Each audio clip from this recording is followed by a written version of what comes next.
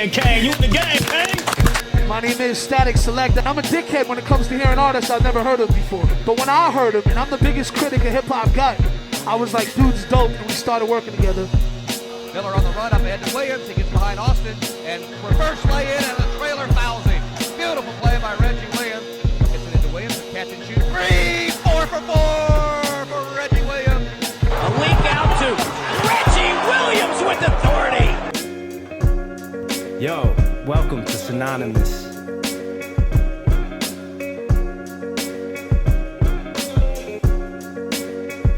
This is Synonymous podcast with Reggie and Kane. Yo. And we have our guest back again with us, Mr. Christopher Gandy. He's back. Thank you for joining us Thank again. you, man. We had him on here last week, and we kind of got a lot of the conversation about, you know, your basketball career, but we were just starting to touch the tip of the iceberg as far as the financial full court press. So we wanted to devote another episode into getting into all of the financial aspects. As well as, you know, the fans, the people, our viewers, our listeners are saying it was the first part was a good episode, man. People loving you, man. So thanks for coming back and gracing. Glad to have me come back on a regular guest appearance. You know what I'm saying? Guest appearance. I show up.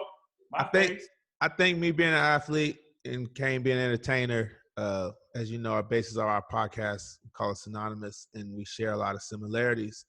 And one of the similarities that athletes and entertainers have in common is obviously the financial aspect. So we want to dive in into the financial realm and really get you to drop some gems for us and educate our fans, our friends, our listeners on the importance of the finances, but to help them understand the money aspect that athletes and entertainers deal with on a daily basis for their whole career, as well as setting them up for life and things like that. Right. Mm-hmm. Well, we can get into it. You know, we can start with just the basic 101 is that you know, most athletes and entertainers didn't come from wealth. Right. They come from money. So the first taste that they get of any type of what I call sudden wealth ends up coming very quickly, and just as fast as it came, it can disappear. Right. So the challenge in having this dialogue is that the system, I believe, is broken. Not only the system around the players, but the system in which the players are innately thrust into prior to being exposed to something like that before. And the challenge in our conversation, obviously, is dealing with athletes and entertainers is they all have different timelines on their day in which they potentially may not make income. Right. And so how hard is it to plan on something that's inconsistently inconsistent, right? And so they have to have people around them and individuals around them who can think like them, because if they're thinking like them, they're constantly thinking about 2-3 moves ahead, right? Same as sports, right? You're not thinking about the move you're about to make. You're thinking about 2 other moves that's going to be the second guy who comes to double team. Right. You're not looking at the first defender. You're looking at the help side. The first dude already gone. He'd been gone. Right? He was gone when you touched the ball. It was right. It was a wrap before you already knew what you was going to do before you even got it. You just looking to see how his speed is. So it's the same type of thing. I think, unfortunately, at times, I think people just do whatever is easy. And that's how they end up either A, getting taken advantage of, B, just working with people who have no experience working with people in that field. Mm-hmm. And it becomes an experimental project. And I can tell you right now, nobody wants to be the first of anybody's anything. All right. Right. So let me ask you, how do you navigate that as an athlete or an entertainer that, you know, gets into this situation of immediate wealth and, you know, how do you know who to trust? Because, I mean, there are endless stories of like Michael Vick. I mean, his first 2 financial advisors took everything from him. You hear about these entertainers in situations where, you know, people are hiding their checks, you know, and getting into situations like that? How can they navigate it and know, like, this is somebody I can trust, you know? So I you know, that's a hard question, Right. You know, how do you know who you can trust with anything? Facts. Right? In the world in which we live currently, everybody's on the come up. Everybody's trying to get over, right? So I think the environment in which we live, between, you know, getting robocalls, you know, I got a couple calls today from scam 1, scam 2. I'm like, who is scam 1, scam 2, right? You know, we get these calls all the time. You don't know who to trust, right? So I think a lot of it comes from what I call gut instinct.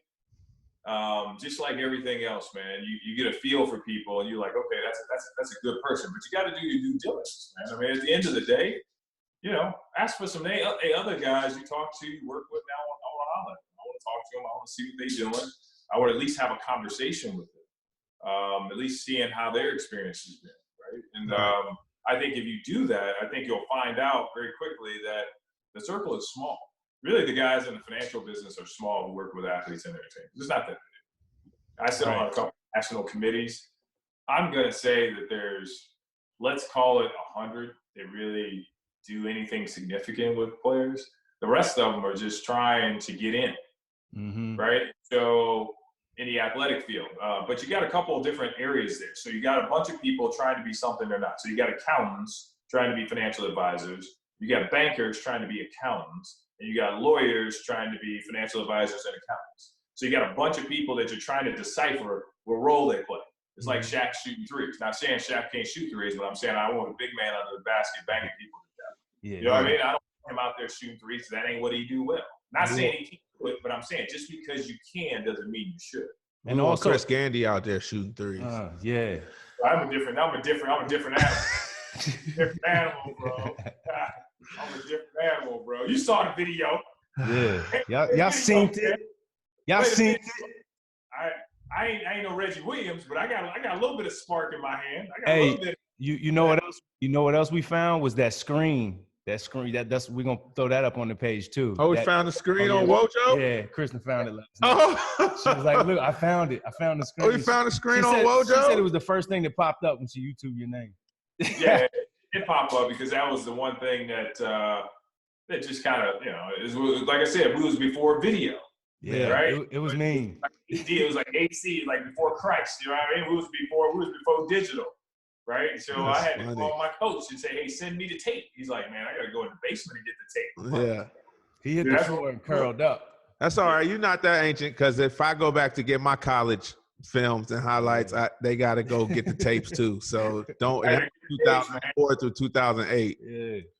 They got a basement full of tapes. And you're like, man, I got to do this. So, and then you got to figure out how I'm going to play it. Yeah, because VHS don't exist no more. You know what I mean? Yeah, I don't even know the name of it. Reel to reel? No, what's that's bad. HS? Yeah. But back to the finance, like being that, let's start with an athlete who's at a young age, like a 18-year-old getting thrown into the NFL or the major leagues or whatnot. Like what would you say should be he or she's first necessary steps as far as to securing their money? We know when they get that piece of change, they're going to spend it. Like they're going to help their family. They're going to buy this car, buy all the clothes, look out for their boys. They're going to party. That's a given. But what can they do to help them get the head start that they need? So the easiest way to do it is to find somebody in your family, usually it's either your mother or dad of some sort, that you can say, hey, let's put together a little bit of a mini team, right? The people that can help make decisions. I mean, for the most part, most of the guys, until they get to a certain age, lean on other people, right? And typically it's their immediate family. If it's their uncle or somebody like that, you know, very quickly they get to a place where I'm just like, this is over your head, man. We need to bring in the pros, right? And so it's hiring professional help. I've always told people, You want to hire people that don't need your money to be successful. They're successful without you, man. Right. So they have no reason to take anything from you, because why put their reputation in jeopardy for money they've already got? It's true. Right. So when you look at that situation, it changes. But you figure out if you look at a lot of the stories, a lot of guys get taken or they sign these these durable power of attorneys when to put themselves on a joint account. Those power attorneys are dangerous. Yeah. I mean, certain ones are. Like power of attorney for taxes is not really dangerous because they can only pull your taxes. I mean, so there's not a ton there. But the power of attorney for financial is a real. I would never tell anybody to ever sign it. Yeah. Like there's no reason for anybody to have power of attorney over your money until you get to an age where you basically can't make financial decisions for yourself. Right. So and that typically is when you're in your 60s or 70s. So there's no reason for us to ever have power of attorney over somebody's money. Right. Matter of fact, it's illegal. I would lose my license if I was on a power of attorney with a client. Like that never happened. But so when you start hearing things, and when guys hear things like that, like sign over this, and I'm gonna help pay your bills, and I'm gonna help do this, and I'm gonna help do this, because it's easy doesn't mean you should do it, right? So if you want somebody to help pay your bills, we hire you an assistant, right? You know what I mean? Like the legitimate stuff that makes sense. Like we're gonna get an assistant part-time to pay your bills. Got it. Right? How much you gonna pay them? How much you want to pay them? Right? You want to pay them $10 an hour, $5 an hour, pay a bill online, take care of stuff like that. Right? You hire them to do a specific job. You typically don't hire people to do like 9 or 10 things for you that don't specialize in that. You just don't do it. You don't do it in anything else, but athletes have a tendency to do it because it's easy. And typically it's served up by the agency. And so the agency will say, okay, we're going to do business management. And under that business management number is usually a fee of some sort, of some gross number, which is a really, really large number. If you add the numbers up and look at the numbers, it don't make sense. You can hire a full-time person to do that, right? 1% of $1 million is a lot of money, right? They don't charge you, but it's basically that thing. You risk 10%, right? This management 10%, so you got $1 million, man. That's $100,000. You know how many people I can hire for you for $100,000? Yeah, and they'll do exactly what you tell them to do, right? Because that's their job, right? They're not doing a little bit of this and then, hey, really, I'm doing this, so since I can't charge you on your contract because you negotiated that pretty good, right? Or the NBA or NFL have a set number that they can charge per player. Now they've changed the game, right? So now how some of these guys gonna make money? They got to make money on the ancillary products. That's how they get you with the contract. Okay, we're gonna make a lot of money there, but we make it on marketing. Guys charging 10, 15% on marketing. I mean, look at the Zion Williams deal, $100 million. You get $100 million. I can charge you 5% on $100 million because I got the deal. You still feel good, right? Right? Yeah. But you're gonna pay me $3.5 million for putting the deal together, right? Really? For doing some paperwork that you ain't really doing because the attorneys do all the paperwork. Yeah. Right. You may have a relationship, but I'm gonna pay you for that relationship. Here go 50 stacks. Good luck. God bless. Right? Get a piece of all this. And so there's ways to negotiate those contracts. Yeah. So you said like one of the first things to do, or first thing that I guess a lot of these guys do is get with their family and say, let's come up with a plan. Well, a lot of times, it's back to that trust, the trust thing. I mean, Kozar, the quarterback for the Browns, who filed for bankruptcy, he told stories about his dad, taking his checks on the sneak tip and so then the conversation moves into family and right. friends. When you get in these big contracts, like a lot of family members look at that as like a meal ticket. Like you hit the lottery and now, that's paying off for me. So I want to talk a little bit about that and like, what is your involvement with your job? Do you deal with that? Do you help give advice on navigating that, or is that kind of a personal matter that's up to them? You mean the family? Yeah, the homies that want, that are asking for stuff, and so it's always easier for handouts. Yeah, it's always easier to blame it on somebody else. right? So typically we sit down and come up with a plan. It's like, okay, so we're gonna take care of mom, or we're gonna take care of dad. Let's do it in the most economical way that makes sense. We ain't just gonna give away money, right? Let's figure out a tax way we can do it.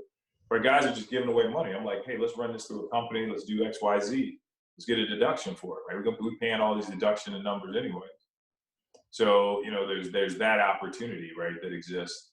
But just doing it the right way, getting smart people in there. But let's talk about the family thing, because I think at times a lot of guys get taken advantage of by their family. Yeah. Which is egregious, if you ask me, right? It's the ultimate sin. The biggest issue you've got there is because the trust is already there. You assume that they won't take advantage of you. But you remember where we all learned wealth. The majority of people that gain wealth from sports did not come from wealth. So if you just think about that, I'm going to ask the people that have never had what I'm about to have how to deal with what I'm about to deal with. That doesn't make any sense. But in our brain, initially, that makes sense. Yeah, because right? they're taking care of everything else, in some cases. Everything else, yeah. we honestly probably take care of this, Right. And so that ends up being a real problem. And so when we come in, we typically look at, we typically are known as the no guy or no team. And so once we put the plan together or a strategy, man, if you ain't got the money, you can't tell them yes. Right. Like, hey, you got $4 million, but the $4 million, hey, $3 million, $1 million in taxes, and we put away $2 million. You got $1 million, you can do whatever the hell you want, right? You do whatever you want, because the rest of it you don't even have. Right. Okay?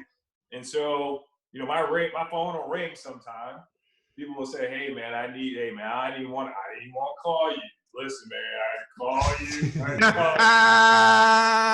didn't call you. I knew, man. I look, man. And so all of a sudden it becomes that third party. Typically, I've gotten called, people just hang up, hey man, I called.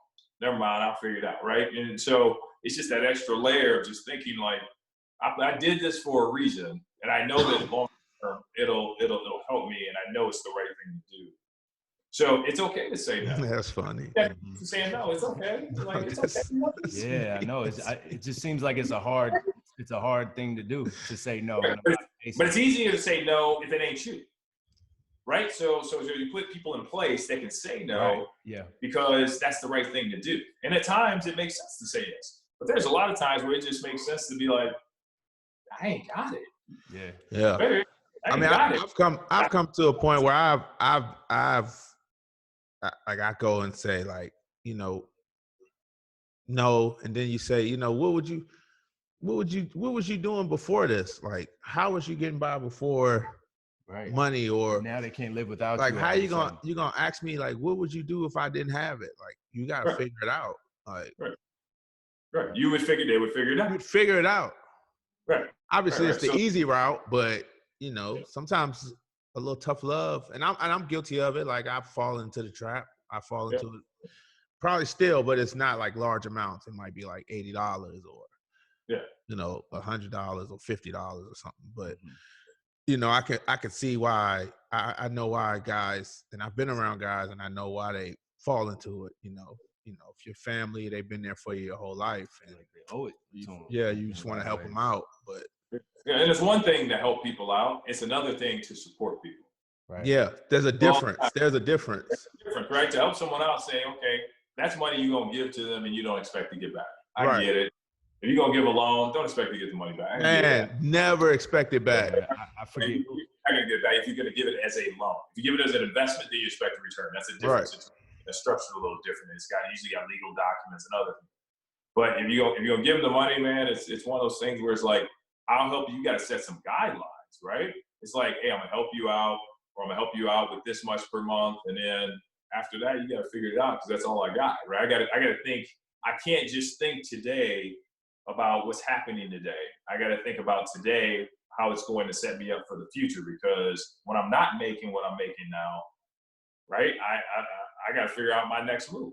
Mm-hmm. I'm figuring out my next move today versus when I get there. Mm-hmm. Yeah, I don't wait to get to Florida to pack. I pack before I get there, right? So you got to start thinking about the next chapter of your life during the chapter you're in.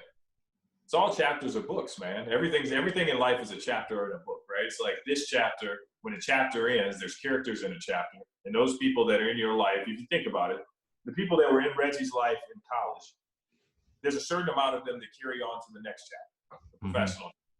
And then there's new characters that come into the film. It's like a movie, right? Right. There's new characters that come into the film. Some of those characters die off because for one reason or another, they didn't have a main role. Right, but they kind of come and they go, and then other ones go from one chapter to the next chapter, and the next chapter, and the next chapter. We call those main characters. Right.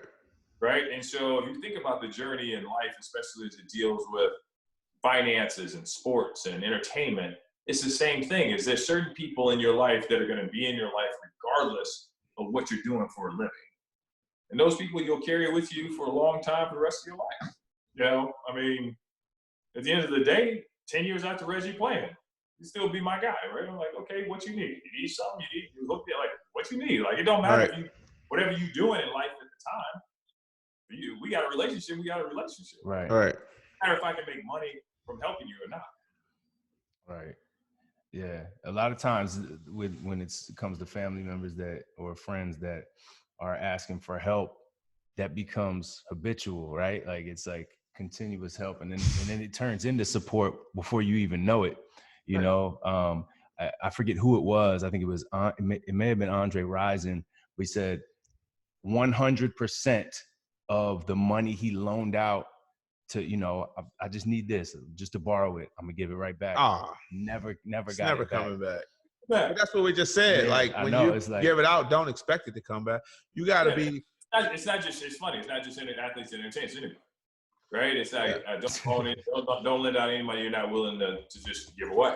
Right. And so, okay, if we do it right, you know, typically we can get money from a bank, and then if we can't get it from a bank, we can get it from a hard money lender. It just costs us money, right? So if we do it the right way, we technically don't got to borrow money from each other.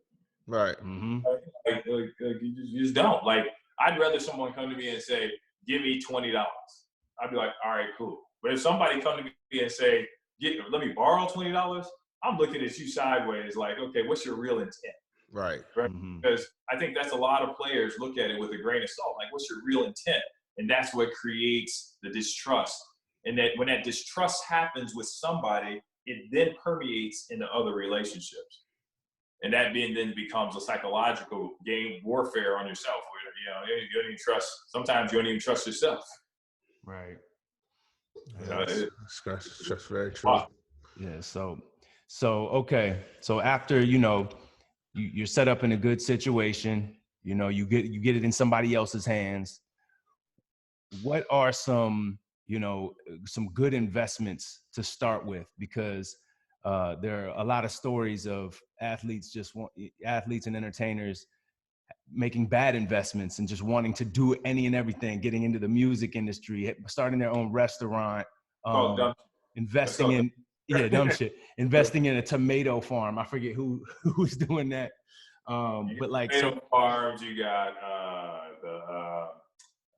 the marinas, you got I'm owning Jimmy John's, you got and so what happens is you really got to look at the deals that come up and look at them in some sort of with a different economic picture, right? So if the average person is getting into a Jimmy John's deal, is it a good deal for them? Well, no, not one, but if you get into 6 or 7, it could be a potential deal, right? Because one, you ain't really making no money. Right? There's no franchise owner I know that has one in the rich. Right. But in our mind, it's because it's so big and it's a large deal and it's a large corporation that you're going to make a bunch of money. Man, the margins are small. You got to have multiples to do that. Right. It's like real estate, right? Like real estate, right? Yeah. You can make some off one, but unless you got a real come up, right? Then or you actually made some money off of a short sale or something like that, or somebody got put out, or you bought the taxes from underneath somebody or something like that. Then you can come up and probably make some pretty tall cash on deals. Mm-hmm. But early on, man, I just tell guys to stack their chips. Reggie will tell you. I mean, I just stack your chips, man. Because once we stack your chips, the goal is to live off the interest. Right. You're not going to touch the principal if you do it right. Right? A portion of money we never going to touch. A portion of money we going to touch over the next 3-4 years. And a portion of the money I give 2 shits what you do with it. And most people are like, you tell people I don't give a hell what you do with that? For what? You got to, Like, right? When we got this, Yeah. it's gonna be all right. Well, still at the end of the day, you still gotta live too. Like, Right. and you can't expect, somebody with that level of, money, athletes and entertainers to not, you can't completely expect to deprive them of their lifestyle, that they want to live. or that they've earned So, at the same time. Right. Exactly. So the lifestyle, the problem with it, there was a documentary out there, broke, and then I was in an article in GQ that it was on the back end of that. Suave. Talking about, it had our guy Antoine Walker on the front of it when he was going, when he talked about going through his 100 million.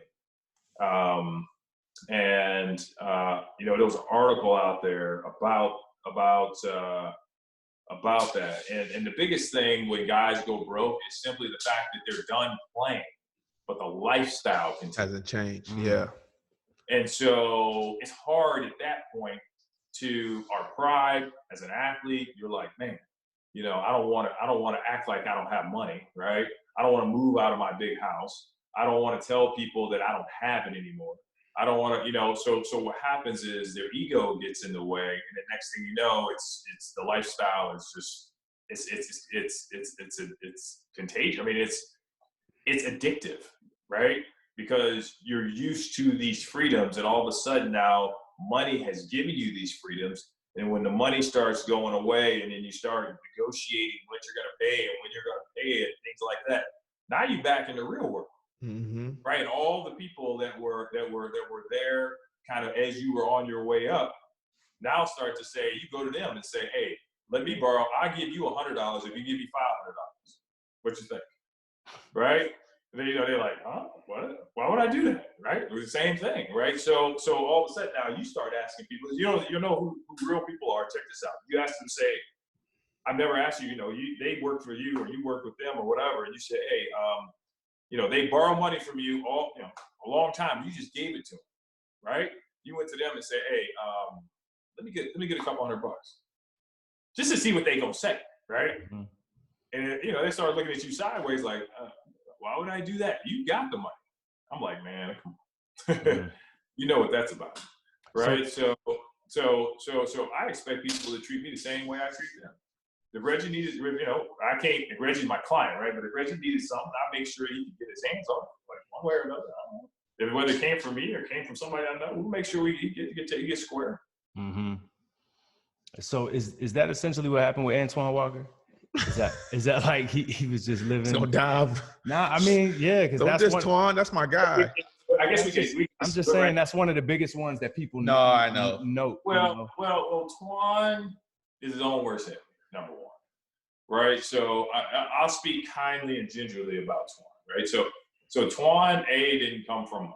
Right, so I grew up in Illinois, so we played on the same AAU teams coming through high school. He's just a year younger than me. Okay. So I know Twan. Right, so one is not only did he live the lifestyle, but his entourage was. Say he had a hell of an entourage. His entourage was 20, 30 people, man. Yeah. Right. Didn't even know he got stuck up by one of his friends at his house at a party. Like, I'm like, what? How does that happen? Right? About some jewelry. That's crazy. Like at that point, you just like, look, dude, you need to go broke because you're gonna mess around and kill yourself. And that's it gets that bad. Is that his entourage was huge. I mean, huge. Everybody out of Chicago know about Twan. It was too much. It was too much, man. Between the parties, the clubs, that's part of it. Few bad investments, correct? Gambling was big for him. I believe bad investments too. He had a couple of advisors that he just got in bed with, like the wrong people. I remember I sat down with Twan. We sat down with Twan, his second contract or third contract, and because I played AAU with him. So I knew Mike Irvin out of Chicago, right? Mike's a connected dude. We all played on the same AAU team. I was like, Mike, hook me up with him. Mike knew his number. I knew him from back when we were playing with Sharp, Griffith, all those guys, big 7-footers out of King. We were all on the same team. And, Twan got to a place, Walter McCarty. I know Walter McCarty. He's the same age as me. He played in Kentucky with him. I know Nazir Muhammad. I know all those cats. Mm-hmm. right? And we talked to him, but he was already too far gone. He was like, man, we good, right? But he really had no investment advisor. He just had somebody helping him spend his money. Mm. Which was different than an investment advisor. An investment advisor would say, here's my objective opinion. You can do whatever you want, but here's my objective opinion. He never really had it. He had somebody helping him spend his money, which is not an advisor, if you ask me. That's just another person on the payroll you pay. That's it. So his world was turned upside down. When everybody out of Vegas came looking for him because he had huge debts and he didn't have money to pay. Yeah. Mm. So known on the street of Chicago, everybody was looking for Twan. It wasn't from Chicago, so you're in trouble there, bro. That's tough. Yeah. So I think he was running for a while and then kind of squared up because I think in Vegas, if you don't pay it, I think it's like a felony or something crazy, right? So I think he settled up, and I think he got a deal with one of the investment companies like Chase or something to basically tell his story of what not to do to athletes. I think they gave him $2 million to do that. And so that he ended up with the 30 for 30 thing too, being a big focal point of that. Mm-hmm. So he ended up, instead of running away from his story, telling his story, and ended up starting to make some money back. That's to say, I think he's battlefield. He's on TV talking and stuff, so he's pretty. I'm happy for him. That's glad to see. Because he was successful. He was running dirty for a while.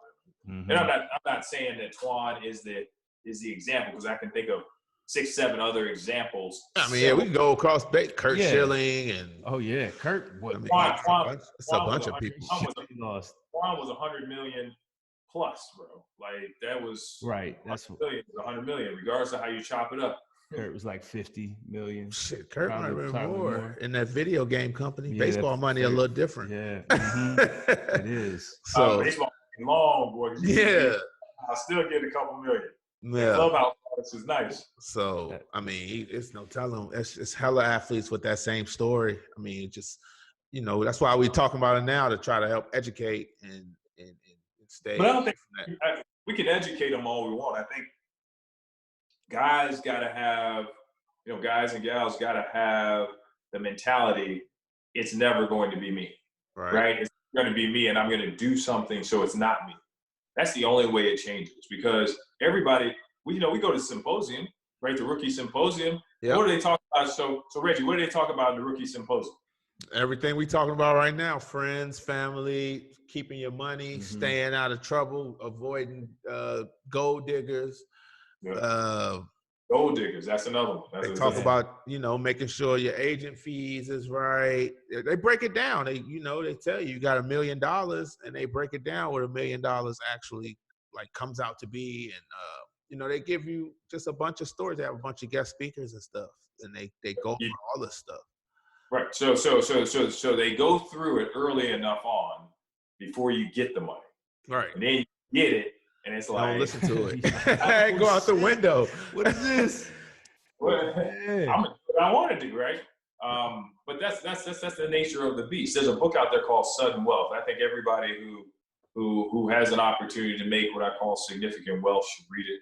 It's basically a story about how the lottery winners go broke. 80% of all lottery winners go broke.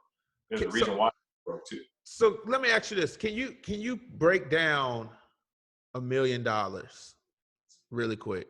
Yeah. So let's say you get a check for $1 million. Let's call it that you're in a progressive tax bracket. So is that 38, 33? Let's call it 37% is gone. So 37% is out the door from day one. So you got $1 million. On that $1 million, I wish I had a board. I'd draw it up here for you, right? Yeah. I could take your Zoom over and draw it, right? But if you have $1 million, so 370,000, so 370 minus the $1 million, you're back at 630. So you got 630,000 that you got. You break that down per month. That's about $50,000 a month, a little over about $52,000 a month. You're like, life is nice. Agent fees. The problem with 52,000 is you got your agent fees or your management fees. All that 20%. All in. Say what? And rap is what, 10%? For what? The manager. Yeah. 10, 20%? Yeah. Let's call it 10%. Let's call it 10% all in. for your management fee and another 5 to 7% for the contract itself. So let's just call it 20 for just giggles, right? So off the top, but it's off the gross. It's not off what's after the tax. It's off the gross. Right. So there's 200 stacks gone. We got 370 stacks gone for tax. So there's 570. So we got we on the other side of the million. Right. So we got 430. And do not get hit with the excise tax or the luxury tax. You get hit with that, there's another tax in there, right? So when it's all said and done, you may make $1 million and still only bring home like 300. 300 is a nice, 350, 400. I mean, 350. Let's call it 350. 350 is still a nice lifestyle. Then you buy the $80,000, $100,000 car. Yeah, but then if you buy, I mean, hopefully you're doing that your first contract. But yeah, typical guys will buy their car. They'll do it in cash, which is the wrong thing to ever do. Don't ever buy a car in straight cash because you have leverage. And once you get rid of the money, you no longer have it anymore, and it can no longer grow. So that's the worst thing to do. But they tend to do it, right? So they don't end up getting the fiat. They end up getting a pretty nice car. I typically tell guys, get a decent car, get an okay car. 4Runner. Nice car, get your nice car. Second. We said So 4Runner. Yeah. Man, Because that's what did you say? That's a 4Runner Limited. No,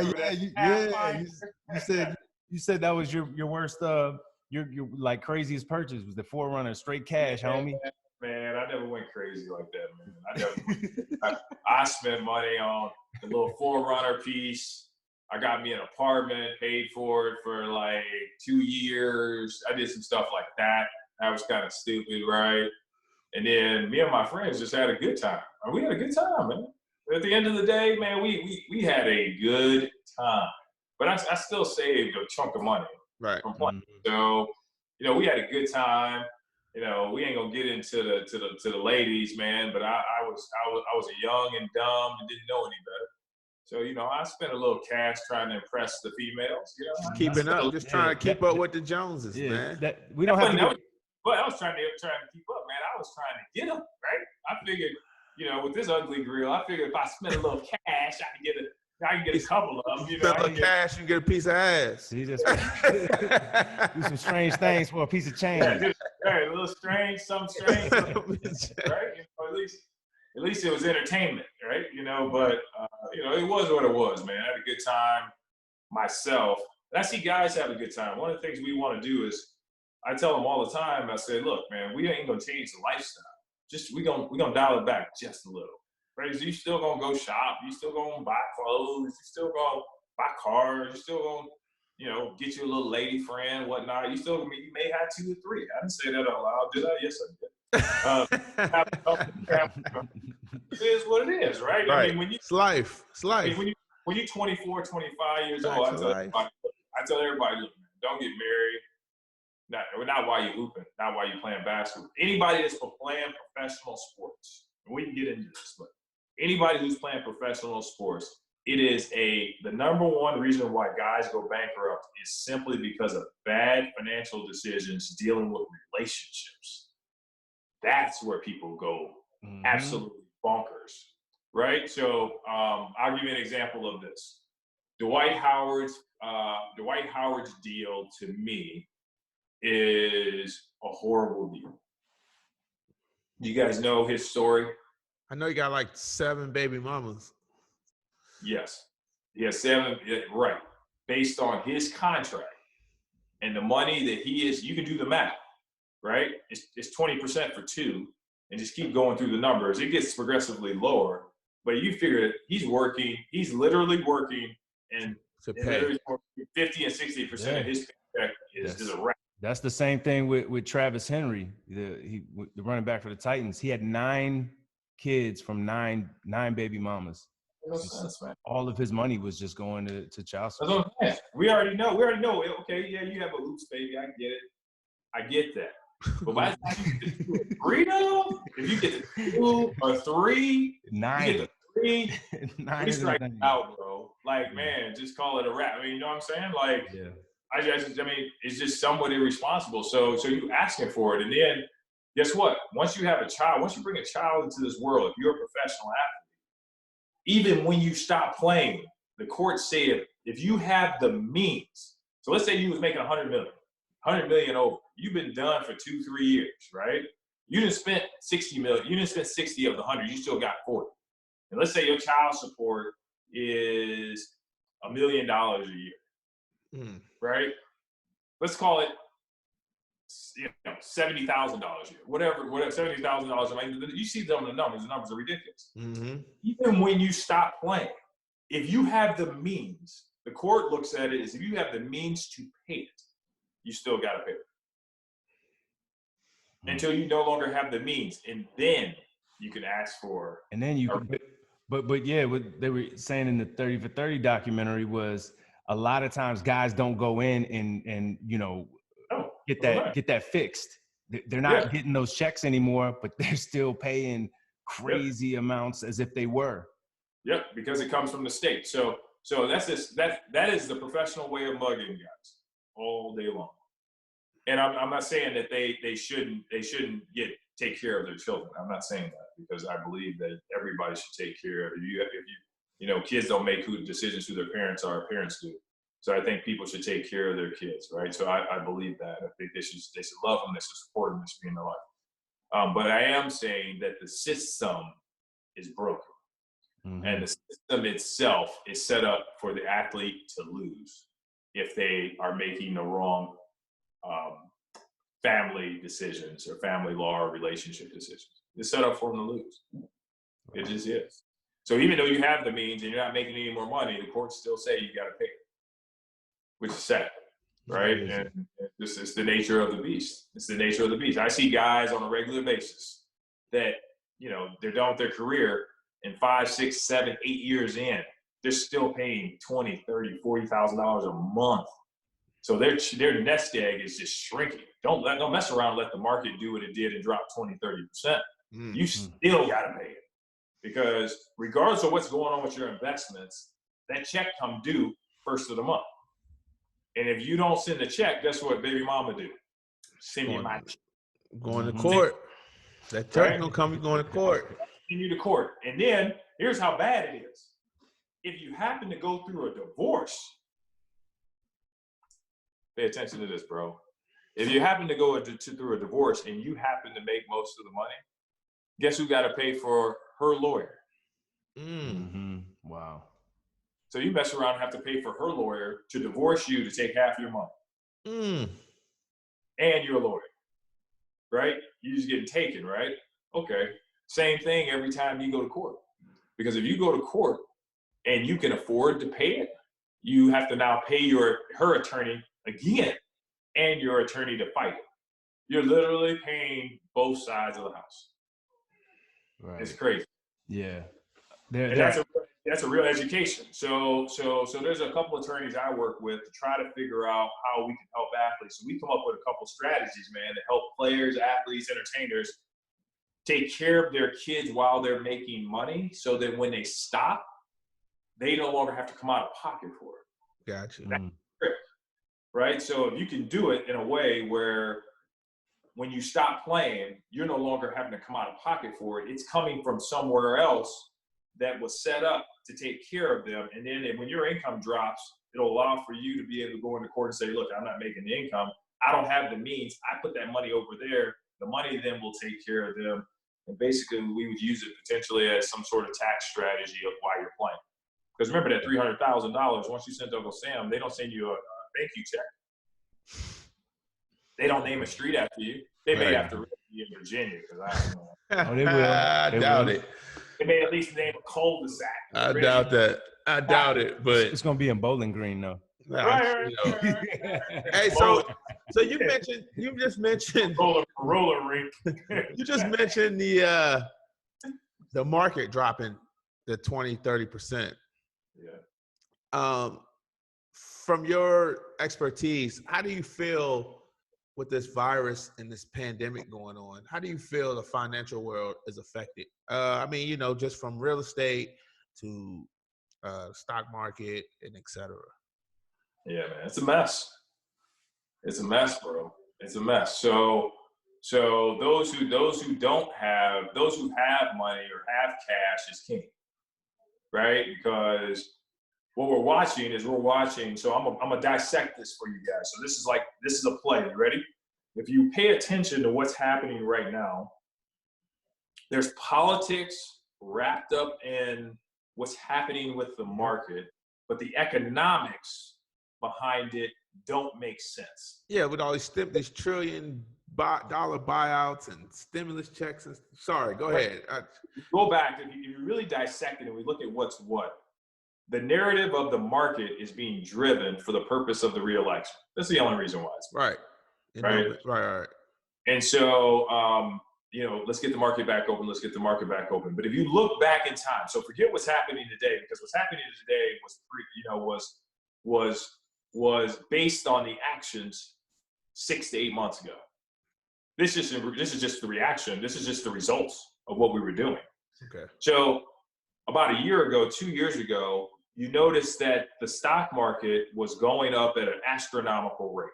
Right. When I talk about astronomical rate, stock market hit its highest point 4 years ago, three and a half years ago, maybe 4 years ago. And it hit its highest point, and it kept going up. And you're like, what is making it go up? But there was no real rhyme or reason why it was going up. There was no rhyme or reason. Like typically it's because, there's insurgence in the market, there's growth in the market, there's XYZ, blah, blah, blah. But there was no real reason because, we were cutting trades, we were changing tariffs, we were cutting off borders. We had started to change a lot of the things that were happening in our society.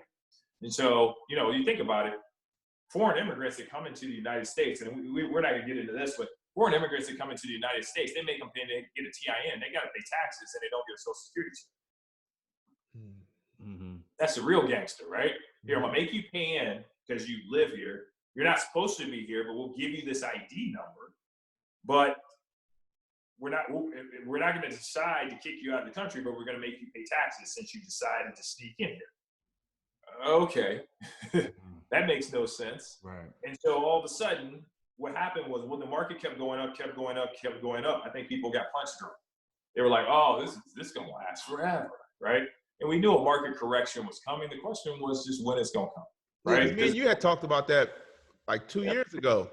Market's overinflated. Hey, there's a correction going to come. There's a correction going to come. What's going to come? So now it's actually come, but it's come because it's been stimulated by the virus, right? So now the virus is here and we're dealing with it, right? What people don't realize is the Russians and the Saudis were fighting over oil. Yeah, they just agreed to a deal, right? Yeah.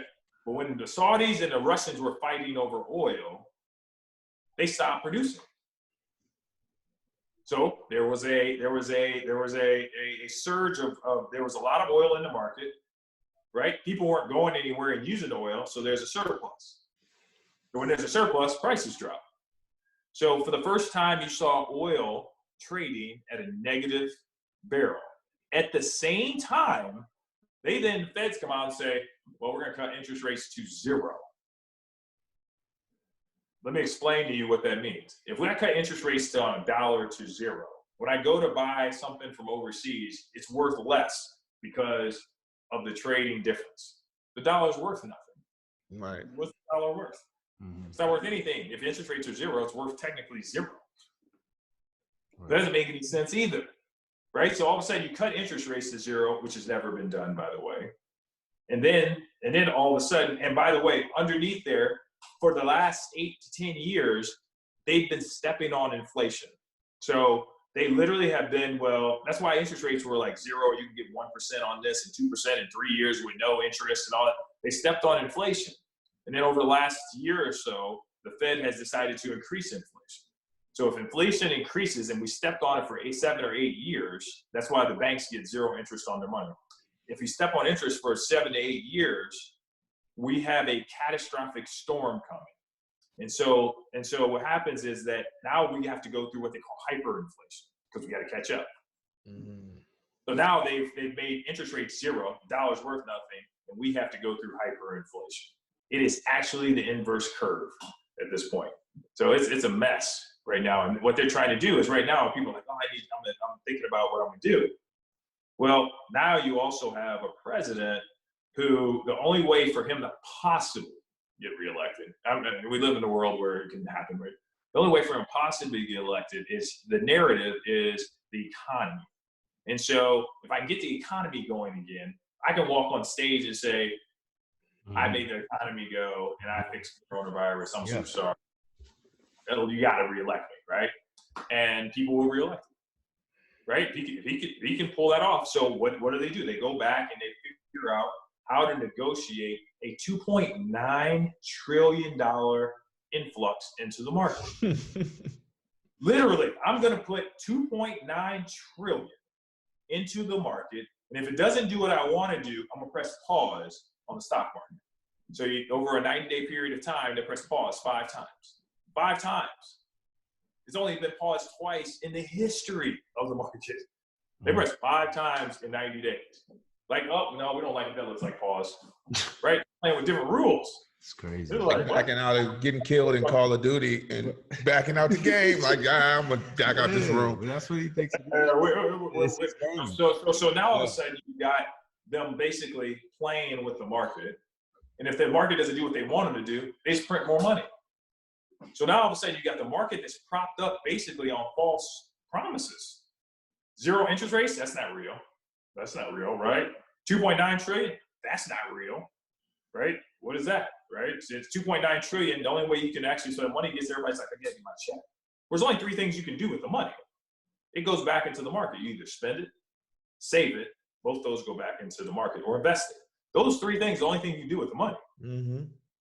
What else are you gonna do with the money? Mm-hmm. So all of a sudden, once that gets back into the market, all of a sudden now it's propped back up. They just passed another $800 billion deal, another $300 billion deal. The debt is rising tremendously, and basically it's just, it's propped up on sticks right now. Mm-hmm. So the answer to your question is it's complicated, but it's a mess, man. It's a mess. But there's opportunity now. I mean, there's some stuff on sale, man. There's a lot of opportunity, man. So, you figure the market will go back up because it's been propped up, and it's being suppressed right now by coronavirus a little bit, right? So the coronavirus itself is suppressing some of the behavior because people are just scared. Right. And you think that's probably why a lot of these restrictions are getting lifted and, probably prematurely, just to try to stimulate the economy again, right? And it's a political thing. As you 100% political thing. Yeah. It's not the fact. I mean, now you got to look at it though. There's a political thing and there's a science thing, right? So some of it, if you just study, just pay attention to some of it. Some of the science is there's certain parts of the country who have not been affected much. The problem is you got people that travel from one part of the country to the other part of the country. So even though it hasn't been affected much, if you open it back up, people will then start to move. Mm-hmm. Right? Turn the lights on. The smallest restriction lift, people are gonna. Oh, they said we can go back outside. So everybody's back out. Shoot back up. Right. An inch, you take an inch. People want a mile. Right. The other day, like you said, Reggie, the other day, I drove outside. They was full court hooping. Right. I was like, really? Right. This is what they're doing. People sit in the park. They sit in 6 feet apart, but the park got 3,000 people in it. Yeah. I'm like, I'll tell the call for a sneeze. Mm-hmm. Yeah. I said, man, this is wild. So, and that's just because it was warm. And I think people got a little bit of cabin fever, man, and they just, people psychologically, man, are just beat down right now. So they got to go back to that place where, and again, I mean, my thought is that, it's different coming up. I came up with nothing, man. So, you got to sit in your room and figure out what to do, right?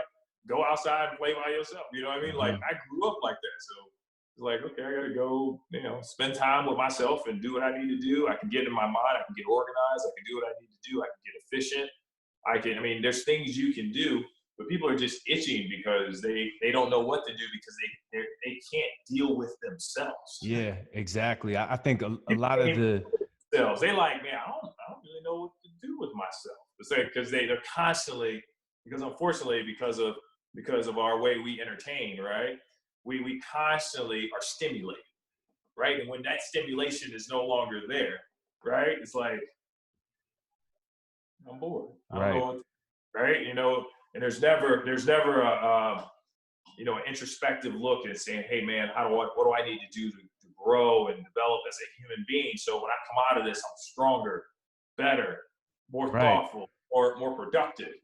I got to do something to keep my mind off of, and people are like, it goes to, I got to do something to keep my mind off of my pain. But we all know that everybody's going through it. It's just what level are you going through it? Yeah, I think I think you hit it right on the head. It's people that have some kind of competitive drive and people that are creative, that aren't scared to look at themselves in the mirror, spend time with themselves. I think that's why creative people, musicians, artists, DJs, entertainers are in a way thriving in this time, or at least coming up with creative alternatives to flip this thing on its head and make the most of it. Yeah, I mean, do the best you can with what you got. Right? But do the best you can with what you got, because we're all dealing with the same stuff. Right? It ain't like Reggie get to go outside and go hoop, and I can't. I got nowhere to hoop. Here in Richmond, they took all the rims off the parks. Right. Yeah, it's just see, I'm good. Poles. All I need is this microphone, this computer. Hip hop wasn't founded on much, man. 2 turntables and a mic. It wasn't even. You know what I'm saying? They're sampling old records. I don't need much, so I'm good right now. I saw the sample off. I saw it. Who won? So I tried to give Reggie something. He's like, no, this ain't good enough. I said, oh yeah, he tried to throw me some. He tried to throw me a few ideas, but I was trying to tell him that the samples are cool, but it's the song. He was like, that ain't good enough. I said, yeah, because they didn't. No song was strong enough that they sampled the SOS band. I said it's a competition, so my sample song is fine, but it's my next song that has to hit. The SOS band got hits, but songs that sampled the SOS band, they don't make the cut. Yeah, okay. Reggie plays strategic. He panders to the crowd. He only plays, he focuses on that second song, bangers, hits, top 40. Yeah, that's what I said. Top 40, not top 40. I do beats. I like beats. He only focused on things people are gonna be like, yeah, I know that song, right? Right, yeah, and that's what they do. That's what they do, man. So I gotta dumb it down. Gandy, you've opened up a whole. You've opened Pandora's box, man. He ain't opened up Pandora. He just mad. Last time we went, I beat him, and he don't like that. I don't know about it. He don't like it, and it's okay. He played a song that between me and him was a great song, and I appreciated it. But he forgot we was in a room with people, and so that was his mistake. There's some truth to that, but we're gonna get back at it next week. All right. Well, who won last week? Come on, Gandy. The people are saying he won. People are saying Reggie took the second one. Even though I watched him in the first. It's 1-1. It's not 1-1. Definitely 1-1. I watched him. See, it's not 1-1. It's 1-1. He's delusional. Gandy, what music you listening to? What you grow up on, and what are you listening to now? Man. Aside from Bobby Brown. Hey. And the SOS band. Hey, I went back. Man, I just found my heavy D cycle the other day. Okay. What? Got me waiting now that we found love. Okay. Waterbed Hair. That was when he grew up. Waterbed Hair. Waterbed Hair. Heavy D was a problem. Okay. Yeah, man. I go back to my Belle Biv DeVoe days. Okay. I grew up at college. I was 112 all day. Okay. Stuff like that, man. I don't know. I kind of grew up more of a hip hop type R&B dude. My uncles was love makers. They get in there and start playing them undertones, and you'd be like, yeah, that's the jam, right? So I messed around and played the other day at the house, Keith Sweat. I was like, what song? This dude over here begging. Hey, Keith Sweat got hits though. Keith Sweat got jams. He got hits. Big jams. Don't think I ain't look for a sample him. Yeah, I couldn't find nothing. Boy. Nobody, baby. That's not even my favorite song. You got me twisted. Girl, you That's not even my favorite song. Right? I'm about to tell y'all the one. Come on, man. I'm about to tell y'all the one. So you was more into like some old Teddy Riley and Guy. Jam. Did you watch the Teddy Riley babyface battle No. on Instagram? Yeah, they went on Instagram Live. Right, Kind of Wrong Way by Keith Sweat. Kind of how Reggie and I are doing with the sample Or battles. I'll Give All My Love to You. No, Guy, or Guy, Teddy Riley. Man, I used to listen to all of them. Man, I used to listen to Outkast. We used to get it back in the day. Outkast I told you, Big Daddy top Kane, five man. for We me. used to get Big Daddy Kane, man. Big Daddy Kane, man. There would be no Jay-Z without Big Daddy Kane. There'd be a lot of rappers without Big Daddy Kane. Big Daddy Kane and Rakim. Easy-E, DJ Quick. Man, your West Coast vibes. Not enough people mention DJ Quick in conversations. DJ Quick is a problem. Yeah, Easy-E and DJ Quick, man. I played that all day with Ice Cube and LL. I'm like, come on, man. What? I just keep rolling through them. So you was all over the board. Yeah, man. Like when I grew up, I have an older brother. So I grew up listening to more New York rap, New York hip hop. So like my brother was all into like Cameron. Not so much Cam. Earlier than that, right? My brother was like, was like Mobb Deep and Capone and Noriega. Oh, Nori. Capone and Nori, that album. Yeah. Your brother probably listened to Kwame.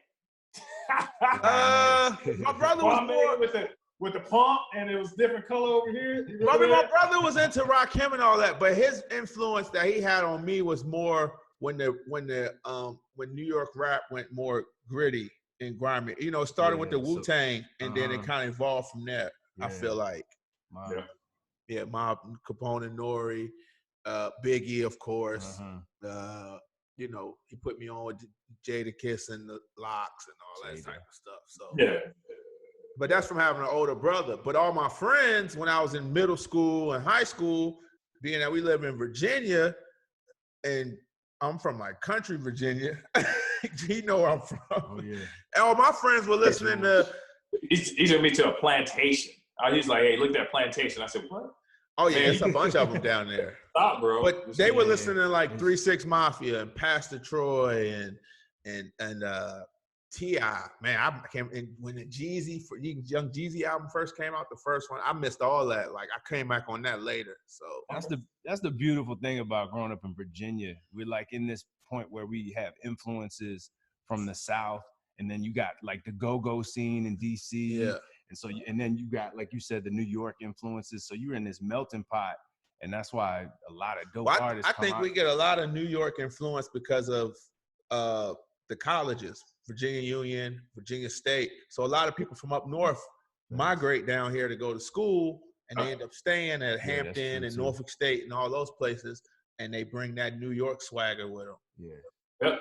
I went to Reggie. I came to your stomping grounds when I was in the Portsmouth Invitational.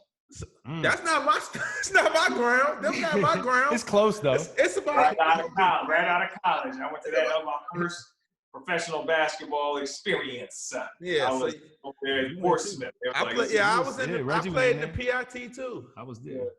I got in.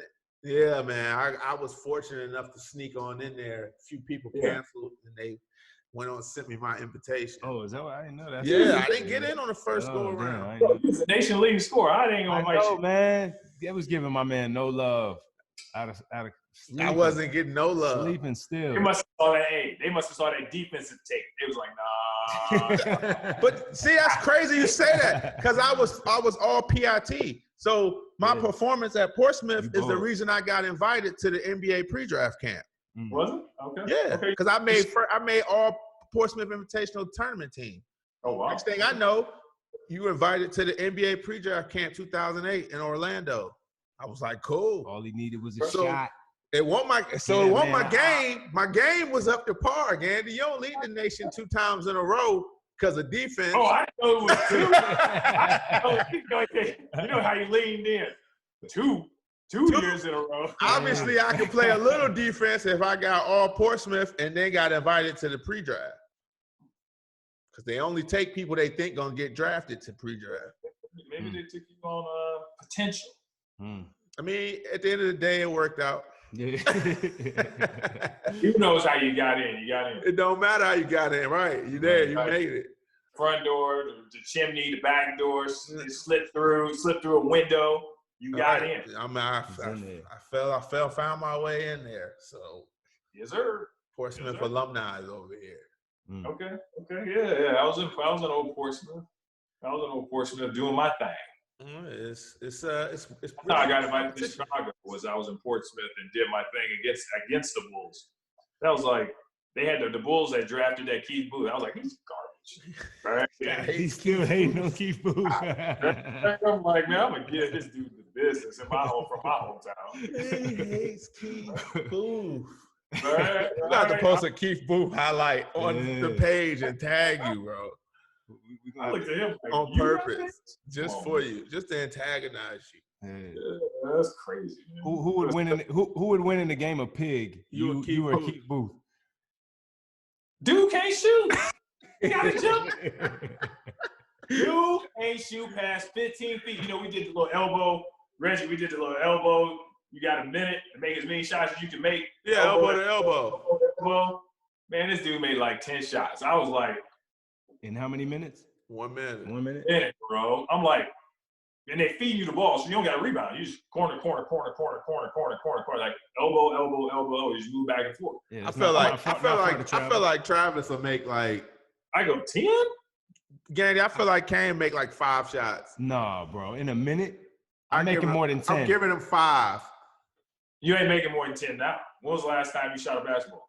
Who, me or him? No, not you. I know you still. Oh, I still hoop. Okay. I shoot almost every day, especially now during the quarantine. You will have footage at some point of him doing I drill now. guess this is another challenge now. We got to do the suicide. My suicide's now this. Oh, I'm making. Hey, bank shots don't count. He's not going to make 5. Reggie, I can't take this disrespect, bro. Nah. 5 in a minute? Yeah. Elbow to elbow? Nah. Really? That's the bet? I may take that bet. I may take that. I'm taking that easily. Like what? Yeah, is it Gandy side bet? I may take that bet. I may take that. That's crazy. Bet. I'm a gentleman. As a gentleman's a dollar. He's not making it. I think he thinks all this stuff is easy. Until he goes through it. Look, yes. Just make that, if I coach you to tell us, just make the first 5. You ain't got to worry about it. But that's the hard part. I'm a college athlete, though, bro. You're a Division I college athlete. Yeah, and why you downing me? And I play ball and I play basketball in high school. You don't think I can hit 10 shots in a minute, bro? That's 10 for a professional is garbage. 10 for an amateur is it's real. You gonna see the footage, Gandy. Don't worry. It's real. It ain't easy. As soon as they put the rims back on the courts, you act like I don't play. See, that's the crazy. We're not shooting in your yard. You used to that rim. We going to the gym, leagues, bro. We're going to the gym. I play in leagues. I've run with players that played in college. You play in Cock Hall. You never seen me playing Cock Hall. This dude, Cock Hall ball was the off-season spot for basketball. That was our every college has that gym where people go, like the regular students. Intramural gym. Yeah, that was our intramural gym at VMI. Yeah. Cock Hall. I made an appearance in there like once or twice. Okay. We used to go in there. In the summer and play against the football players. We used to see who was That's tough. where I played against football players. Yeah. I dumped on one. He to this day he don't think I did. In low quarters. I had on my little military shoes, my low quarters, and dumped on him. Oh, ooh. And I had just shined him that morning. I witnessed it. He denies it to this day, but so he was mad. Like what just happened? No, he just denies it. He says I didn't do it, but we all know the real. I seen it with my own too. We all know the real. They don't film it didn't happen, right? Nah, it happened. We got witnesses. Eyewitness right here. The witnesses, you can't find them though. They buried. Go. According to him, they are. Yeah. Yes, sir. Well, Gandy, I think I appreciate you, man. I think you gave us a lot, man, for our fans, our listeners, and I mean, we couldn't really ask for more. We're really appreciative of the time you gave us. Appreciate it, man.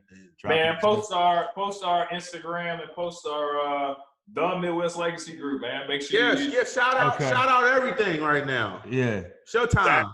Tag us, man. Come to our website. What's the IG? Coach Gandy. And then Coach Coach _ Gandy, or you can check us out at the Midwest Legacy Group. That's our IG. We still got the Book of Face out there. But check out the website, Midwest Legacy Group, man. We out there. Midwest Legacy Group. We on there now. We're out there making things happen, shaking hands, kissing babies. But for sure. The whole idea, I'll throw this little shameless plug in for us is that I grew up a way where and I'm not sure you guys did, but I grew up in a way where I didn't come from money, right? I remember at times I made sacrifices. My mother used to work, and I made sacrifices for my little sister, right? It was like, hey, we got a little food, like somebody got to eat. I'll go ahead and eat. I'll wait in the morning and just eat in the morning. You go ahead and eat what's left, right? So, you make the sacrifices. So I always said that if I ever had an opportunity, I would never go back to living that way, right? And so my goal is to teach others how to leave the world a little better than we found it, right? I think if everybody said, I'm gonna leave the world a little better than I found it today, that 1% get 1% better, right? I leave the world a little better than I found it. I can do some powerful things. Maybe not for me, but for my kids and for my parents. I can make sure that the generation ahead of me and the generation ahead of me and behind me are going to be okay, right? Because it starts with somebody who is purposeful with what they do, right? And so the whole idea of Midwest Legacy is simply just leave the world better than we found it. That's it, right? I understand that 99% of what we do is going to be based on what's important, your life. But then how do we make sure that your kids don't grow up like you did? Right. You came in with nothing. You can't leave with nothing. Right. You got to leave them a little something so they at least have something to build off. Generational. Everybody wants to make sure that their kids or whoever they love and care about is a little better off, because we took up air and we were here for a period of time, right? I always ask myself this question. I'll leave y'all with this, but I said, I was born 12/20/1973, and there'll be one day when I'm no longer here. When the people stand up there on the mic and say, here's what he did in his lifetime, right? I want them to be able to say something positive and productive and something significant. So that's why we built the name the way we built it. So it's power in the name. There's a purpose in the name, and we think that we could do it collectively together. I think with the help, you guys helping everybody, I think if everybody embraces that whole concept, let's leave the world a little better than we found it. What do I need to do? I think we get there. I like that message. I like the mission, man. I like it. I'm gonna pass the plate now. So, if y'all want to give in to the preacher, the preacher gonna pay you 12%. I'm telling you, I ain't been to church in a minute, so you'll be mad at me. Same. I changed it up on you, Rick. No church in the world. Yeah, but you see what we repping right here, though. I saw that VMI. Yeah. Hey, Reggie used to get so mad at me. I was like, where you go, VCU? I used to just Man, you know I went to VMI. I said, well, I thought you had to rep. I went to VMI. The I, baby. The Institute. Every time I talk to him, hey, man, I see your team on TV, man, that's VCU, though. Come on. Triple. That's because of that TBT tournament. Probably. No, this was before all of that. Oh, okay. Yeah. Just throw that to me. See if I know the mascot, the cadets. You already know. Yes, sir. The Keydets, baby. Our mascot, a kangaroo.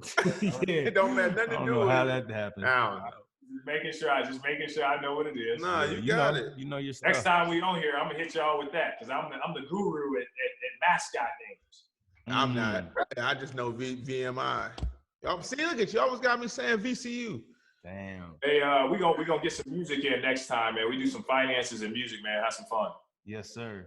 Because this market here, man, demands a little bit of attention. I think, relative topics.